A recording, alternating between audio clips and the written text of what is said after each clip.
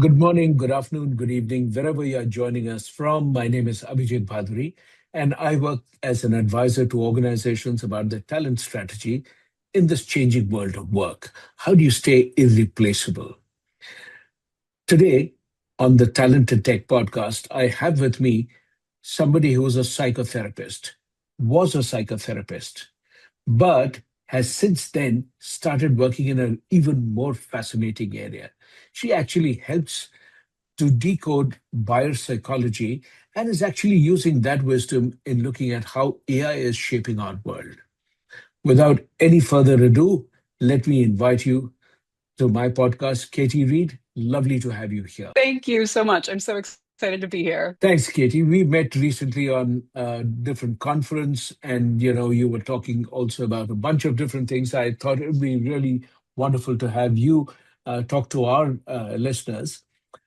I want to start off by really getting to know your background in psychology. Tell me about the kind of work you've done. Absolutely. Thank you. Yes, I was a psychotherapist for many, many years before moving into entrepreneurship, discovering a passion for marketing. Eventually, my little obsession with psychology transitioned into an obsession with how do we think, choose, decide, ultimately buy things that we buy. And so I talk about buyer psychology because I work a lot in marketing and with marketing teams. But the truth is, buyer psychology really is the same thing as decision psychology in so many ways.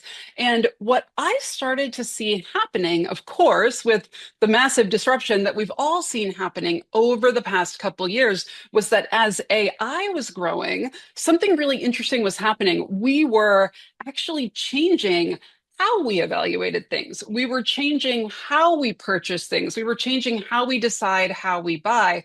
And ultimately, and interestingly, it led to where you and I met recently at a different summit, which became a fascinating question for me of what happens when you have a person who is an expert in something. They've done this career their whole life and they've studied and they've worked and they've gotten the certifications or the degrees.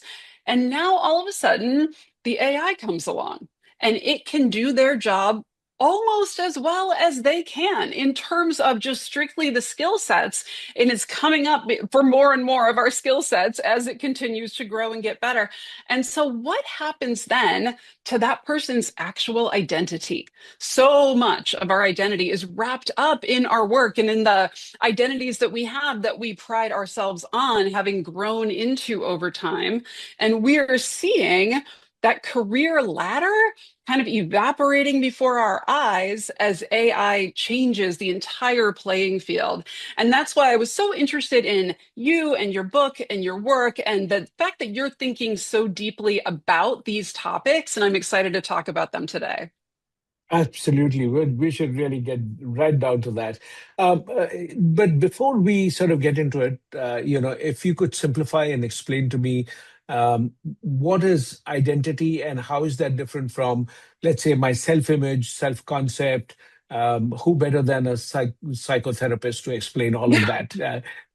So tell me about it. How do you differentiate between these? Well, put it in simple languages for somebody like me who's not a trained psychotherapist. Right, right. Well, and I think really it is simple language in so many ways. Like if I think about my self-image, for example, that might be variable day to day. It might be the kind of thing where I'm like, oh, today I don't feel like getting dressed up. I don't feel like doing it. And it changes and it moves day to day depending on how I'm feeling, what I'm doing, what's going on. My identity, I think of as something that is a bit more coherent across time. Typically, I always use the example. Typically, if you're at a party, at a barbecue, you're meeting new people, what's the first thing we all say? We say, what do you do? And so often, this is part of our conversation today. Our identity is very tied into what do I do? What value do I bring to the world? And that is based on our job title. And not just for us personally, but it's also the way that we kind of put people into boxes in our own head. We go, oh, Steve is an accountant and Bob is a dentist, and I have a little box in my head for how I'm going to think about you based on whatever that work is that you've chosen. So my identity can be very tied up in work. It's also usually, of course, very tied up in my values, in what's important to me, in those things that remain more consistent throughout a lifetime. So that's how I tend to think of identity. And then what you and I connected on is this idea of narrative identity theory, which does come out of psychology and which is, in effect, a skill set that says, I can look at my identity over the course of my life and not be totally thrown off course by outside influences that happen, but instead I can flow more and I can allow my life and my identity to think of it as an evolving narrative. So things might change outside of me, like AI coming into the landscape.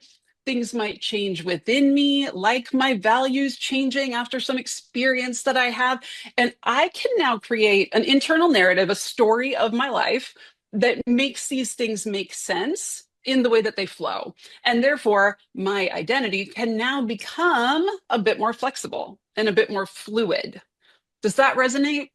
Yeah, it does. It does. And so when you say narrative identity, the way I think about it is the way that I make sense of different aspects of me. So I could say that I've actually been in talent management all my life. I've worked in different aspects of talent management with a special interest in how people learn about different things, what motivates them to be better, what motivates someone to become an expert, how do they become an expert? So aspects of that. But I also like to draw, I like to illustrate my articles, so I like to write, I do keynotes. The way that I describe how these aspects connect and how I bring it into my work, that in some sense is how I talk about it as narrative identity. But if I were to ask you the same question, how would you describe your identity in terms of narrative identity? Give me an example of how you would describe that. Absolutely. So I can give a great example that happened to me several years ago. I was a licensed psychotherapist in California, many years under my belt, ran large programs, supervised tons of people. We crossed one state line, we moved to Arizona, and all of a sudden my license didn't exist anymore. And I had to start over from ground zero. I had to take whole new exams. They didn't care about all that, I was like calling my grad school from 20 years ago, going, I need my grades, things like that. And so all of a sudden, this identity that I had as I am this successful psychotherapist was kind of ripped out very quickly by outside circumstances. And it took a very long time. It was a long process of getting relicensed here. During that time, I needed to earn money for my family. And so I moved into an entrepreneurial vein during that time. And the truth is, by the time that new license came through a year later, I was actually making more money in my entrepreneurial venture. I had more flexibility. I was having more fun. And I could look back then and say, oh, wow, at the time, this outside circumstance was terrible and frustrating, and I was angry about it. But instead, actually, what happened was I can look at the narrative now and say, thank goodness that happened because I discovered my passion for other things. And my identity was then able to grow and expand beyond that. And I think right now, as you and I talked about briefly, we are seeing mass layoffs as a result of AI. We're seeing people very discombobulated. I read an article recently where he referred to it as a sort of purgatory, that he had this identity in this very high up position for all these years, was hit by a mass layoff, and he was in this sort of purgatory where he said, I don't know who I am right now because the thing that I've hung this identity hat on is gone. And I can't just immediately step into something exactly the same to replace it anywhere. So who am I? That is so true in this world of work that we look at today, because Yeah. if you've been in one organization all your life, you've been an engineer at any one of the firms, you always introduce yourself saying, I'm an engineer with so and so firm. I'm an engineer with Google. Yeah. I'm an engineer with Tata's. I'm an engineer with this. That, when you've done, that's the only thing that you focused on. Suddenly it disappears for a variety of reasons. It could be, that's a fantastic example. You cross the straight line and suddenly your license and your credentials don't exist anymore, as if the 20 years that you spent, uh, you know, practicing Gone. psychotherapy is completely gone. And so you don't exist as a psychotherapist anymore until somebody gives you the credentials. So, our identity, in some sense, work identity, has historically been locked into these three aspects. One is you need to be interchangeable. So the challenge with that is I go into California, I look at, psychotherapists, then I see a whole range of, 200 psychotherapists in my neighborhood. I have to ask people. They all have the same qualifications. They all, Right. who is a good one? And we do that all the time, by the way. I mean, when you think about it, you want a dentist, ask around and say, do you have a good dentist you recommend? Yeah. So we still do that. We don't really, while the industrial economy values people who are interchangeable, we actually like to segregate and pick out the best. Yeah. So that's what credentials. You talked about how the license, when you cross the line, suddenly your credentials make you disappear, or lack of it Yeah. makes you disappear. And the third is the narrative identity that you talked about. Is I could always say that you've taken the entire essence of my book and you've brought it forward so nicely. I mean, that's fascinating. But I would ask you a different question, that which is, today when people change jobs a lot, and I remember you mentioned that people are going to, that it's a very large number of jobs. You said that people are going to change, what, 20, remind me, 25 jobs in their lifetime? Yeah, they're saying the younger generations like Gen Alpha will probably change up to 25 job changes in their lifetime. It's really unprecedented. Wow. So what happens to their work identity? Or is work not going to become a very large part of my identity? For example, I have many different aspects. I'm a parent, I'm a spouse, I'm a traveler, I'm many different things. But there are aspects of it which are more prominent, which I showcase first to people because it's an easy way to, Right. you know, at the end of it, it's a sense making process. Right. So how will the Gen Z, Gen Alpha, or people who change jobs, those who are in gigs, how will they form a work identity? What's that going to do?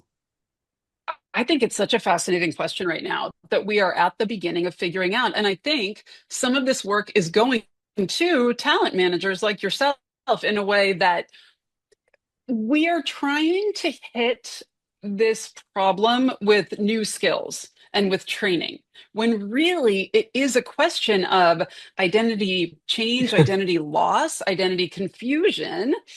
And I think what we are seeing is that the typical career ladder is dissolving before our eyes. Because as we talk about somebody that might change jobs 20 times in their lifetime, 25 times, that is not a typical career ladder. That is not me saying, I want to be an accountant and I'm going to work my way up until I'm the head accountant and da da da. That they can't have that same expectation anymore. And especially not with AI coming along and getting better at the skills than the humans are. It's, eating our skills one at a time as it gets better and better. And so it's interesting to me, the way I think about it is I go back to that question of narrative. Well, what does a narrative consist of? Well, it consists of chapters. And so, what if the ladder is no longer a straight up ladder? What if it's a chapter? What if the workplaces of the future, instead of sitting down with somebody and saying, Abhijit, where do you see yourself in 5 years? Where do you want to be in this company in 5 years? Oh No, gosh, but we don't know what's going to exist in five. We exactly. have no idea. But maybe a more interesting and I would say more honest question to ask an employee would be, what do you want out of this chapter? Letting the employee have some of that narrative control over their own life. What do you want out of this chapter? How are you going to know when this chapter comes to its completion? It's interesting. I was actually thinking, I started my career a million years ago in Hollywood. And I was thinking about the title Hollywood, I mean, the title talent manager from the Hollywood perspective. So, what does a talent manager do in that environment? Well, they've got an actor, they send them a script, they say, I think you should spend the next, year of your life making this movie. I think this is the next step for your life and your career. Now, that actor can say no, they can go in a different direction, whatever. But the talent manager is there to shape chapter by chapter how that person evolves. And it made me think, I wonder if more and more talent managers are going to be stepping into that type of role, shaping those chapters. And I'm curious for you, you have so much experience in the field. Does that land for you? Does that sound like the direction it might go? It does. I mean, in many ways, if you look at it, this whole business that you are given a role, and it's like a soap opera, spanning over like 15 years. You are watching the same episode going on. And that Yeah.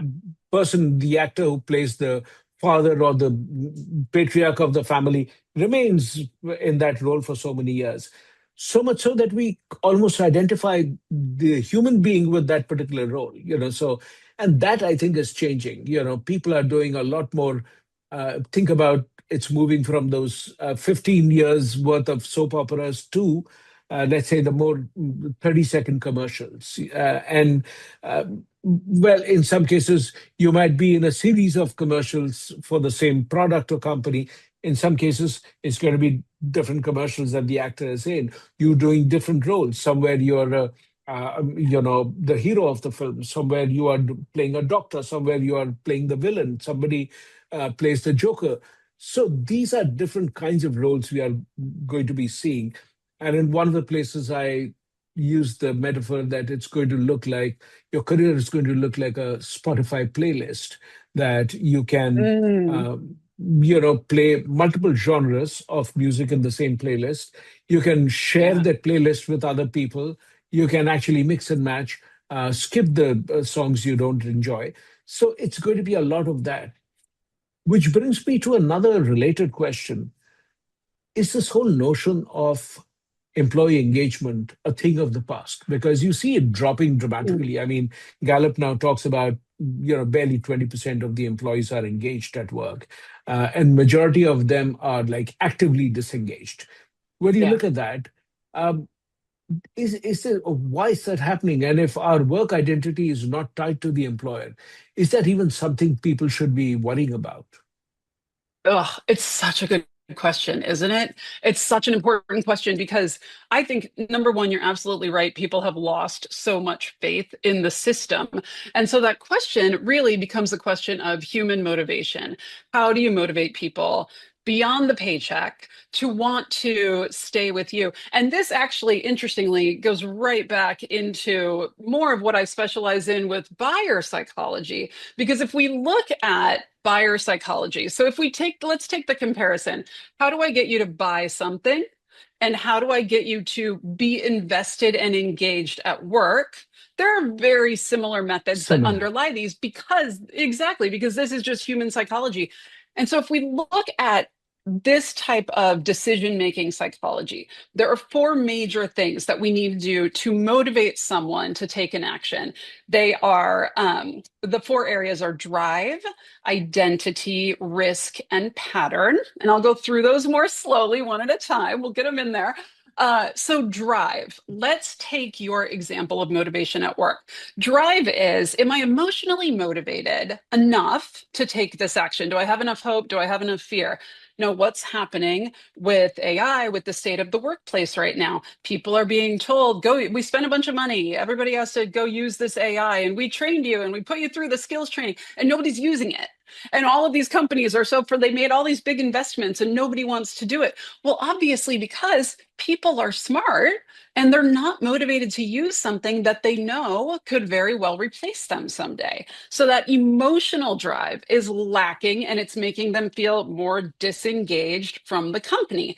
Um, Pattern. This is what are my habits? What are my workflows? Well, now you brought in this new AI and you want me to change all my habits and you want me to change all my workflows, but I don't really have the motivation to do that. I'm not seeing the payoff for me yet to doing that.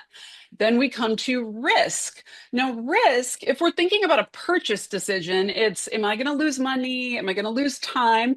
But it's also social risk. And that's one of our biggest ones as human beings. Am I going to look stupid? And so when we look at things like AI initiatives, again, it's, well, what if I trust the robot and the robot screws up? Now I look dumb that I trusted the robot. And even bigger than that, we can come to that final question of identity. Because I have so many coworkers and so many people in the world, there's such a massive AI backlash. If I'm the one that maybe thinks AI is kind of cool and I'd like to use it, now I'm introducing a social risk to myself of being ostracized of, oh, you're using that? And no, we all hate that. And it's terrible and it's going to destroy the world. And so now the person's actual identity, it's much the same as I remember when I was younger and it suddenly became like not cool to be smart. It's much the same as that. Suddenly if you were in school and you were trying to get A's, like you weren't cool anymore. It wasn't cool to be smart. And so it's sort of like that, where suddenly it's not cool to be the person using AI. And so now employers and talent managers have a much harder job because they need to look across that entire spectrum, drive, identity, risk, and pattern, because any one of those four things can shut the person down from taking an action. So, taking the action of being engaged at work, taking the action of wanting to stay in their job, not looking for another job, all of these things. Any one of those going wrong can shut down those actions. And so, we need to motivate people on all four of those levels to keep them engaged in the workplace. And if we then connect it back to the idea of your Spotify playlist, for example, or to the chapter story, well, do we need to look at it more realistically for people? Do we need to say it is going to be human nature from now on that they don't have one set career, that they do have chapters, that they do have this sort of kaleidoscope of interests, and I can't expect Bob to dedicate 20 years of his life to the company? It's just not realistic in the current world anymore. So maybe we make sure that Bob gets what he needs out of this chapter and that we get from what we need from Bob in this chapter, with the understanding that he is likely to move into a new chapter that might be completely different than what we do here. It'll be interesting to see how that evolves. I would imagine that people will move in and out of organizations far more. If I take my own example, I worked for practically the first large part of my career in organizations, then ran my own firm for about 6 years, came back to work for Microsoft for about 2 years, left, and now I've been doing my own work. So I think this whole business of moving in and Yes. out, different kinds of employment forms. It could be full-time, part-time, gigs, solo, part of a group of people working together. So the forms of employment that we will experience in our lifetime is going to vary a lot. So I think Yes. it's going to change a lot. Um, one aspect I want to seek your advice in, when we buy something, as a buyer psychologist, when you think about it, the whole notion of selling a career to somebody is also a buying decision. When we tell somebody you must become an astronaut or you must become an influencer, I mean, there are these new jobs which are there. Influencer is now one of the things that so many young people aspire to be. Right. It's no longer, like you said, it's somewhere not cool to be nerdy. It's not cool to sort of be so smart that you use AI. How does somebody who's starting their career, uh, you know, look at this whole notion of making career choices, given that entry level jobs are diminishing, there is uncertainty? How should they be looking at this? I think about this a lot. My kiddos are 12 and 15, and I think, oh my goodness, like what is the world? I think, what's the world going to be like when they graduate college? And then I think, will they even go to college? Will that be as important even a few years from now? I do think. I think for the younger generation, my guess is they have one of two major ways that they can go. You spoke about judgment. I think before we hop down, you spoke about the thing that AI cannot replace is judgment. And you hear that a lot. You hear AI cannot replace judgment and taste. And those are the things that build over the course of a lifetime. Now, I agree with that. And I think there's a second piece to it because we can look at that and say, well, what does that actually mean? How do we define what that means?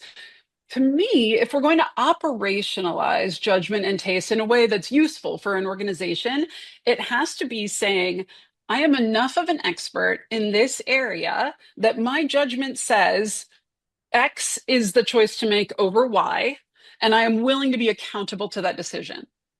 Because the one thing the AI can never have is accountability for the decision. There's nothing there. It's a bunch of code. It's not an entity, it's a bunch of code.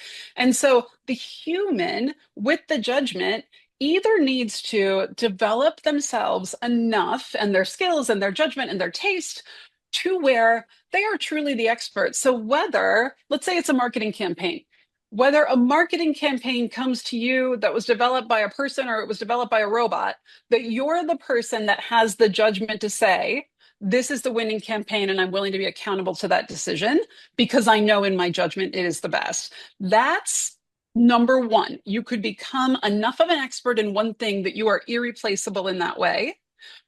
I think number two, and this is more of that kaleidoscopic type career that we've been talking about, that chapter evolving type career. Number two is to say, I have created such a unique Spotify playlist of skills, abilities, experiences that what I actually bring to an organization is totally unique. No one else can do it just like me. I have a little bit of this in the way that I talk about my own work because I'm like, not a lot of people can sit down with your marketing team and your offers, having been a psychotherapist for 20 years and understanding how people think and choose and feel. And so as we look at that, it becomes more like you did. You have this very kaleidoscopic, interesting career. So, what do you bring from that? You bring a tremendous understanding, I'm sure, of human beings, of human nature, of how to build relationships and maintain them over time, plus all of the leadership, plus all of the actual skills that you had to learn in each of those roles. And so when you take that and you look at all those different things that you bring in as a person because of the fact that you chose motion and change over just settling into one cubicle and staying there for your whole career, this now makes you irreplaceable. And I think for young people, this is when we say the human being can't be replaced. It is those relationships. It is those parts of yourself that you had to develop to grow into each new chapter along the way. Katie, it is fascinating the way you described it. In the book that I've written, A Identity, I'm actually Yeah. using a word which I hear a lot in the Persian language, Hindi, Urdu. It's all of that. The word is hunar, Hunar, hunar, and it actually means uh, when you bring in your life experiences, every moment, as you said, your judgment, all the things you've done, the music you listened to, the books you've read, the people you've met, all of that, as you bring that into the work that you do, and it reflects a uniqueness of the work that you do, that actually is what makes you truly replaceable. Because if you look at it, I mean, everybody today writes with AI. And AI tends to sound the same. It has got a certain kind of style. You can read Yeah. three sentences and know this is written by AI. In the same way, I can look at a drawing and say, this has been done by AI. As compared to, I could reproduce Michelangelo's work a million times over, in the next 10 minutes. But why would somebody pay few Yeah. millions to go and buy that real Michelangelo and as compared to an AI replica? I think we will see that differentiation pretty much in the work that we do. And here's actually wishing you to be always irreplaceable because you bring that combination. Somebody who's been in psychotherapy, works with buyer psychology and AI. It's just so it creates a unique one-person universe. Right. And Right. that's really the whole notion of being irreplaceable. My closing thought is that Mad Magazine used to say, "We are number one in a field of one." I think we are in that world today. Thank you Yeah. so much. Yeah. Thank Thank you. you Thank you. so This was much lovely. for. So good to talk to you. Thank you again. Where can people connect to you if they want to? Yes, the easiest place is just my main website, which is katiereed.com. And I will spell that. I have one of those names you can spell a million ways. So it's KATIEREAD.com. Thank you so much, Katie.